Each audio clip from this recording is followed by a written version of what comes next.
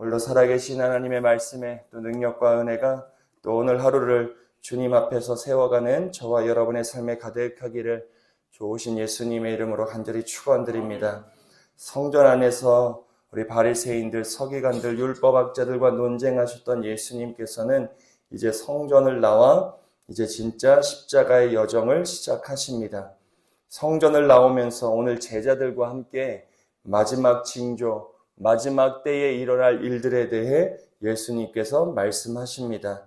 이 말씀이 오늘을 살아가는 우리의 삶이기도 하지요. 말씀드렸지만 우리는 지금 마지막 때를 살아갑니다. 세상의 혼란함 때문에도 그렇지만 예수님께서 승천하시고 다시 오시겠다고 말씀하셨던 그 사이의 시간이 성경적으로 이야기하며 마지막 때예요. 주님께서 이 땅에서의 사역을 마치시고 죽음 가운데 부활하여 하늘로 다시 올라가시면서 내가 다시 오시겠다 약속해 주셨잖아요. 다시 오시는 그때, 그 사이에 지금 우리가 살아가는 시대를 마지막 때라고 이름할 수 있는 겁니다. 그러니 오늘 본문에 있는 이야기가 무관한 이야기가 아니라 마지막 때를 살아가는 오늘 우리에게 주시는 하나님의 말씀으로 받을 수 있어야 합니다. 오늘 이 예수님과 제자의 이야기는 이렇게 시작합니다. 우리 1절과 2절의 말씀을 우리 같이 한 번만 다시 읽겠습니다. 예수께서 성전에서 나와서 가실 때에 제자들이 성전 건물들을 가리켜 보이려고 나아오니 대답하여 이르시되 너희가 이 모든 것을 보지 못하느냐? 내가 진실로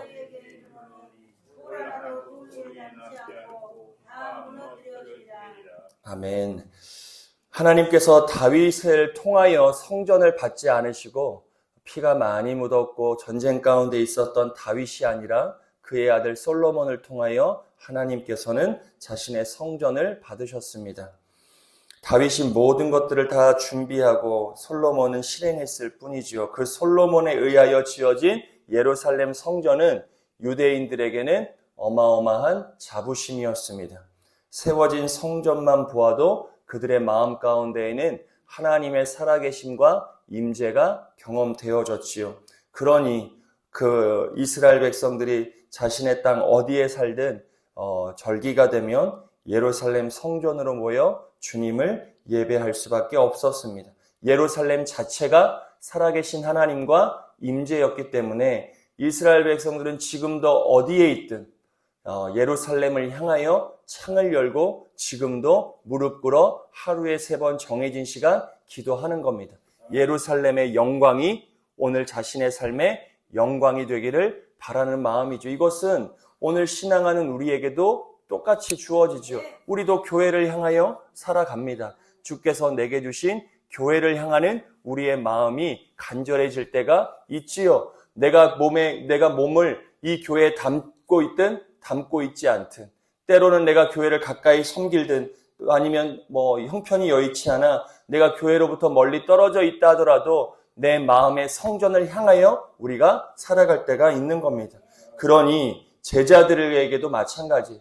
웅장하게 지어진 예루살렘 성전은 자신들의 삶의 전부였습니다. 자신의 신앙의 전부였어요. 그러니 성전을 나올 때 제자들이 성전을 가리켜 예수님께 이야기하는 겁니다. 주여, 이 아름다운 성전을 보십시오. 주님, 이 웅장한 성전을 보십시오. 저희들은 이 성전을 볼 때마다 마음에 담대함이 생깁니다. 주님, 이 성전을 볼 때마다 하나님의 임재가 우리의 마음에 가득해집니다. 이 눈에 보이는 주여 성전을 보십시오. 얼마나 아름답습니까? 그런데 주님의 대답은 무엇입니까? 돌 하나도 돌 위에 남지 않고 다 무너뜨려지리라. 주님의 무너짐이 선포되어지는 겁니다. 이스라엘 백성들은 상상할 수 없는 일이죠. 예루살렘 성전이 무너진다? 조금도 상상해 본 일이 아닙니다. 그런데 실제로 AD 70년 이 성전이 어떻게 됩니까? 무너지지요. 로마에 의하여 완전히 처참하게 무너집니다. 주의 말씀이 이루어지지요. 이것이 오늘 우리의 삶에 어떻게 적용되느냐? 사랑하는 여러분, 이 땅에 눈에 보이는 거 다 끝이 있어요. 다 무너져요. 안 무너지는 거 없어요. 그런데 우리의 삶은 거기에 마음 둘 때가 많아요. 주님을 믿는다고 하지만 주님보다 주님이 베풀어 주신 은혜에 우리의 마음을 흠뻑 두고 살아갈 때가 있습니다. 우리에게 주신 물질과 건강, 우리가 이루어 놓은 모든 업적은 누가 주신 거예요? 하나님의 은혜예요. 그런데 이 은혜를 주신 하나님을 의지할 것이 아니라 하나님이 베푸신 은혜를 붙들고 살아갈 때가 달라요. 똑같은 것 같지만 다릅니다. 은혜만을 붙들고, 눈에 보이는 은혜요. 은혜 붙드는 거 중요하죠. 근데 눈에 보이는 은혜를 붙들어 살아가는 신앙인들이 있어요. 정작 은혜를 주시는 하나님은 의지하지 못해요. 우리의 신앙이 그럴 때가 있습니다. 근데 주님께서는 이 성전 하나님의 은혜예요. 이스라엘 백성들의 고백이 맞아요. 하나님의 은혜로 주어진 성전, 하나님의 임재를 상징합니다. 그런데 유대인들이 빠졌던 함정은 그 눈에 보이는 성전이 자기를 지켜준다 착각했던 거예요. 이들의 과제는 무엇입니까? 성전을 볼 때마다 이 성전을 허락하신 눈에 보이지 않는 하나님을 바라보아야 됐는데 이스라엘 백성들이 그러지 못합니다. 우리도 그래요. 주님이 주신 은혜를 통해 늘 하나님을 바라보아야죠. 근데 우리가 어때요? 거기에 묶이고 무너질 때가 얼마나 많이 있습니까? 물질, 하나님 주시는 분도 하나님이에요. 허락하지 않는 분도 하나님이에요. 주시는 분도 하나님이시오. 거두어 가시는 분도 하나님이실진데 그 은혜의 있고 없음 때문에 우리의 마음과 삶이 무너질 때가 얼마나 많이 있습니까? 물질의 없음 때문에 우리의 마음이 무너질 때가 얼마나 많이 있어요.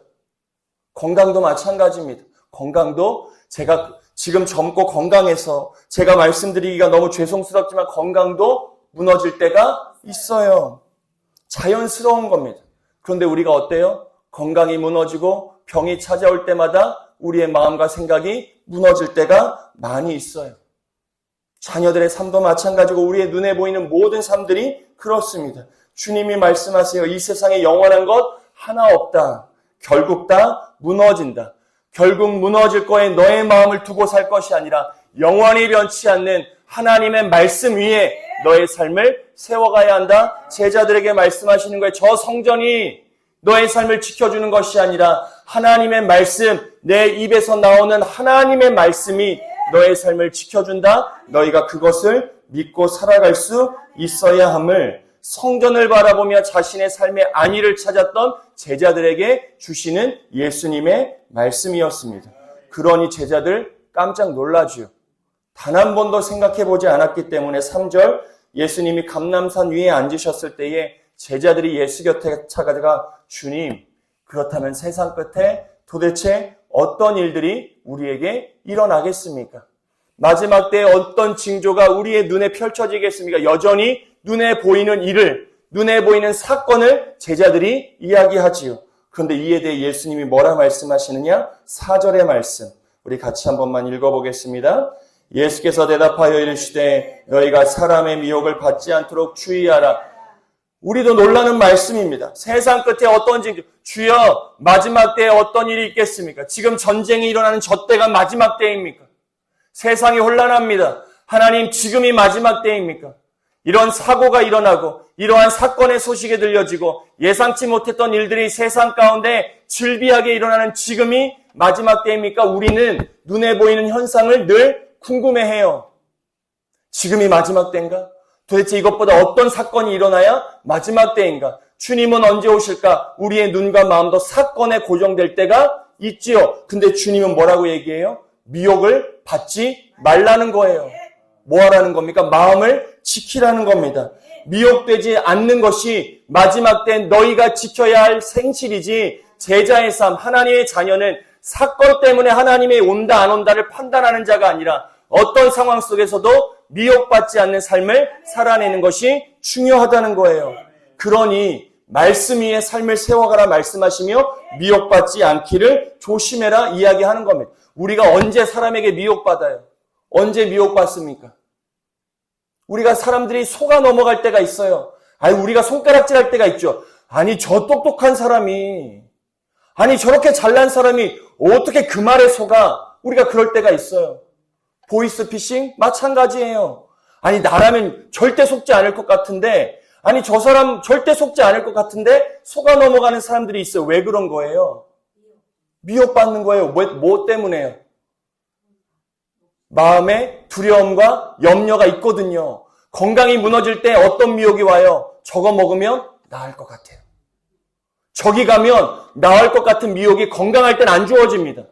근데 몸이 약하면 주어져요. 물질에 어려움이 생기면 어떤 유혹이 주어져요? 아유, 저기 가면 대출해주나? 저기 가면 돈 좀 꿔주나? 그 소식이 마구 들리는 거예요. 좋을 때는 안 들려요. 그 소식이 없었습니까? 다 있어요.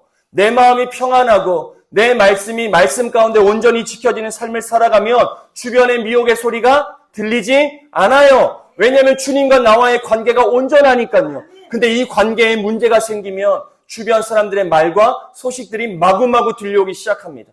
그래서 치료받는 것도 힘과 용기, 하늘의 지혜가 필요한 거예요. 지혜가 있지 않으면 이 사람 소리, 저 사람 소리, 이 의사의 얘기, 저 의사의 얘기에 현혹되거든요.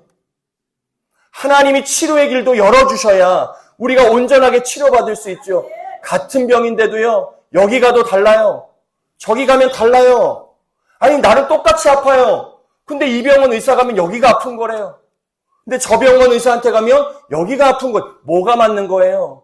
치료의 길도 하나님이 열어주셔야 되는 거예요. 내가 미혹받지 않고 하나님과 나와의 온전한 관계 가운데 하나님이 열어주시는 길을 향하여 믿음으로 걸어갈 때 내 삶에도 치료의 길이 임하는 거지 미혹으로 될 수 있는 일이 아닌 겁니다. 그러니 주님께서 마지막 때 너희의 마음이 흔들리는 그때, 너희의 생각이 복잡해지는 그때, 이런 사건 저런 사건 때문에 너희의 마음이 연약해진 그때 너는 미혹받지 않기를 위해 마음을 다스려야 함을 마지막 때 성도들에게 주시는 말씀이에요. 사랑하는 여러분, 믿음을 지키는 평생토록 여러분들이 세상 가운데 미혹받지 않는 삶을 살아가시기를 좋으신 예수님의 이름으로 간절히 축원드립니다.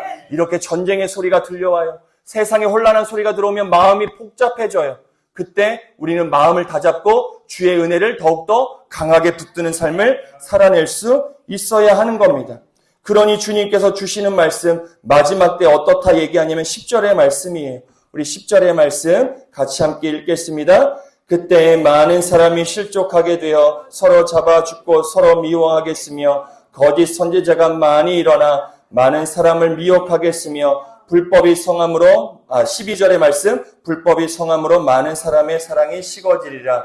10절, 11절, 12절이 마지막 때의 현상이에요. 마지막 때 우리가 믿음을 잘 지켰다. 우리의 믿음 지킴이 언제 드러나느냐? 세상의 혼란함과 미혹받을 수밖에 없는 연약함 가운데 우리의 지킨 믿음이 드러나게 되어 있어요. 항구에 배가 정박하잖아요.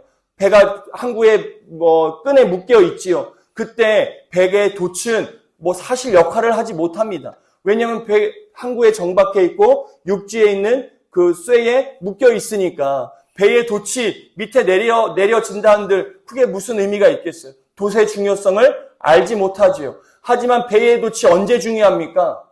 망망대해에 나갔을 때, 풍랑 가운데 일렁일 때 배가 돛을 내리지 않으면 그 자리를 지켜낼 수가 없는 거예요. 똑같은 돛이에요. 근데 항구에 정박한 배에게는 돛이 그닥 중요치 않을 수 있어요. 하지만 풍랑이 일렁일 때 그 배의 돛은 굉장히 중요합니다. 우리의 믿음이 그래요. 좋을 때, 내가 성전을 지킬 수 있을 때, 매일 새벽 예배 드리고 매일 예배 드릴 수 있을 때, 내가 편안하게 말씀 보고 있을 때, 그때 우리는 이게 중요한지 사실 알지 못합니다. 이 은혜가 얼마나 귀한지를 알지 못해요. 평안한 때에는요. 우리가 그렇습니다. 하지만 우리가 조금 삶이 흔들리고 조금 내 생각대로 되지 않을 때 우리가 지켰던 믿음이 얼마나 중요한지를 그때 깨닫게 되는 거예요. 미혹의 때 세상이 어떻게 됩니까? 요란합니다. 근데 중요한 것은 많은 사람들의 사랑이 식어요. 누구를 향한 사랑이 식습니까? 하나님을 향한 사랑이 식어요. 그러니 이웃들을 향한 사랑도 식는 거예요. 그게 마지막 때 드러나는 현상이에요. 그러니 주님께서 마지막 때를 살아가는 성도에게 무엇을 당부하시느냐? 13절이죠. 13절의 말씀을 같이 함께 읽겠습니다. 그러나 끝까지 견디는 자는 구원을 얻으리라. 그런 미혹이 있고 요란함이 있는 상황 속에서도 많은 사람들의 사랑이 식어가는 그런 차가운 시대 앞에서도 끝까지 믿음으로 견디는 자가 하나님의 구원을 얻는다 이야기한 믿음을 견딘다. 끝까지 견딘다는 얘기는 주를 향한 사랑을 끝까지 지킨다는 거예요. 주를 향한 사랑의 온도를 끝까지 지킨다는 거예요. 그걸 가지고 이웃들에 향한 사랑도 내가 지켜낸다는 것이죠. 왜요? 14절에 보니 결국 이 세상의 마지막은 파멸과 심판이 아니라 뭐예요? 천국 복음이 끝까지 증언되는 게 마지막에 일어날 일이기 때문에 그래요. 마지막 때가 어떨 것 같으세요? 여러분들이 생각하는 마지막 때는 뭐예요? 다 멸망이에요? 다 끝장나는 겁니까? 그래서 나만 쏙 구원해 주시는 게 마지막 때에 일어날 일이에요? 아니요. 오늘 본문에 보니 예수님께서는 모든 민족에게 천국 복음이 끝까지 전해지는 것이 마지막 때예요. 그러니 우리가 여기에 소망을 두고 끝까지 믿음과 구원을 지키는 거예요. 사랑하는 여러분, 하나님께서는 오늘도 자신의 말씀이 온 열방 가운데 미치기 위하여 하나님의 일을 행하세요. 하나님의 마지막 때, 그러니 뭐라고 옛날엔 뭐가 유행했습니까? Back to the 예루살렘이에요. 예루살렘에서 시작된 복음이 어디에서 끝나요? 지구 한 바퀴를 돌고 다시 예루살렘으로 들어갈 때 마지막 때가 임한다고 하여 Back to the 예루살렘, 예루살렘에 가 복음 전하는 일을 얼마나 그때 많이 했습니까? 1999년, 2000년, Y2K, 2000년이 오면 세상 무너진대요. 처음 듣는 얘기세요? 21세기가 오면 세상이 무너진다고 그랬어요. 그때 얼마나 이단들이 함께 모여서 마지막 때를 기다렸습니까? 세상이 무너진다고. 이제 우리의 재산도 필요 없고 집도 가족도 필요 없다고 어느 한 섬에 모여서 하나님이 불러주시는 휴거 그거 경험하려고. 그래서 백투더 예루살렘, 저 이스라엘이 복음화돼야 마지막 때가 온다고. 맞는 말이긴 하죠. 지금까지도 완악하여 예수를 믿지 않는 저 민족이 복음을 받아들이는 그때가 마지막 때일 수는 있어요. 모든 민족이 주의 복음 가운데 충만해지는 그때가 마지막 때에 일어날 하나님의 징조. 그러니 하나님을 믿는 자녀들은 그 천국 소망을 바라보며 미혹의 시대 끝까지 믿음을 지킬 수 있어야 돼요. 하나님을 향한 사랑을 지켜내야 됩니다.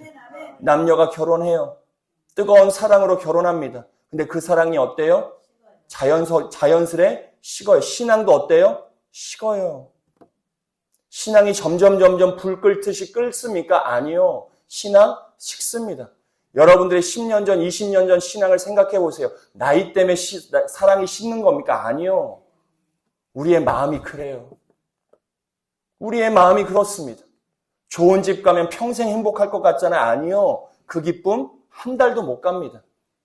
좋은 가전제품 살 때는 내가 좋아서 평생 기쁘게 살 것 같지만 일주일도 가지 않아요. 신앙도 주님 만나서 내가 평생 주를 위하여 헌신할 것 같지만 아니요. 1년, 2년, 5년 내가 마음을 다잡고 내가 애쓰고 내가 주 앞에 충성하지 않는 한 이 사랑은 자연스레 식을 수밖에 없는 겁니다. 사랑하는 여러분, 끝까지 믿음을 견디는 자, 하나님의 천국 소망을 바라보며 오늘 여러분들의 삶에 하나님을 향한 사랑이 다시 한번 불일 듯이 일어나는 축복의 날이 되어주시기를 좋으신 예수님의 이름으로 간절히 축원드립니다. 그러기 위해 우리의 눈은 하나님이 주신 눈에 보이는 은혜에 머무는 것이 아니라 그 불을 주시는 하나님을 바라봐야 돼. 하나님을 바라봐야 내 삶에 하나님을 향한 사랑을 하나님이 주시죠. 내가 눈 맞추지 않는데, 내가 눈을 마주치지, 사람도 마찬가지잖아. 눈 맞추지 않아요. 아니, 사람과 사람과의 관계인데 눈도 안 마주쳐요.